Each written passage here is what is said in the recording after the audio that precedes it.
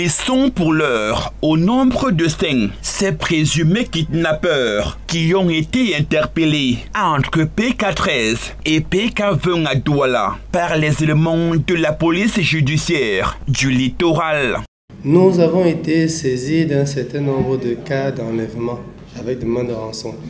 Concernant particulièrement des jeunes filles qui étaient enlevées, puis conduites dans la zone située entre PK13 et PK20, où leurs familles recevaient des demandes de rançon.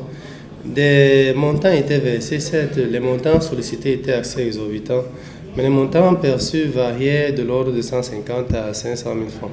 Nous avons d'abord réussi à remonter sur le chef de groupe, qui était quelqu'un qui avait de très bonnes connaissances en informatique. Il a monté le groupe avec l'un de ses amis sortant de prison. Ils ont recruté un certain nombre de personnes, chacun ayant des compétences précises. C'est en remontant par l'exploitation du chef de groupe que nous avons pu interpeller tous les autres. Tout est parti des relations entretenues via les réseaux sociaux. Non, on cause, après on prend des rendez-vous.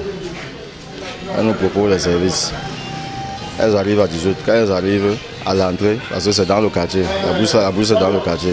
Quand elles arrivent, on envoie l'un de nous aller la chercher. Avec la moto? Avec la moto. Elle part la chercher. Quand elle l'amène, on nous trouve là-bas. On lui demande de se déshabiller. Elle reste en petite tenue. On fouille son sac. On vérifie son téléphone s'il y a l'argent à l'intérieur. Quand on ne trouve pas, on lui demande d'appeler ces gens qu'on envoie l'argent. On transfère l'argent dans mon compte, après on se partage après. Et au-delà des enlèvements et des demandes de rançon, certaines jeunes dames victimes ont fait l'objet d'abus sexuels des ravisseurs. Après, quand l'argent vient, on la viole. Après, on les abandonne là-bas, on part. Un mode opératoire des malfrats qui n'est certes pas nouveau, mais remet sur la sellette l'utilisation des nouvelles technologies, de l'information et de la communication. La population doit juste être prudente. Parce qu'aujourd'hui, vous voyez, il y a beaucoup de phénomènes de criminalité qui s'installent. Vous voyez, là, il y a la cybercriminalité, il y a les enlèvements. Je dis que la personne doit être prudente, c'est-à-dire via les réseaux sociaux, il faut savoir avec qui vous conversez et vraiment prendre du temps pour aller vers ces personnes. L'un des phénomènes, c'est les gens qui empruntent les mototaxis. Aux attentifs, c'est des mototaxis qui sont derrière, sont peut-être deux, pendant qu'une est en train d'aller en avant.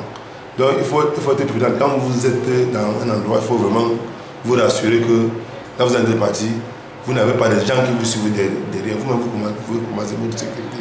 En attendant de retrouver les traces des autres membres du groupe en cavale, le chef de gang, Enak Dieudonné Eugène, alias Jean-Claude, 33 ans, et ses 4 complices seront présentés devant le procureur près du TGI du Vouri.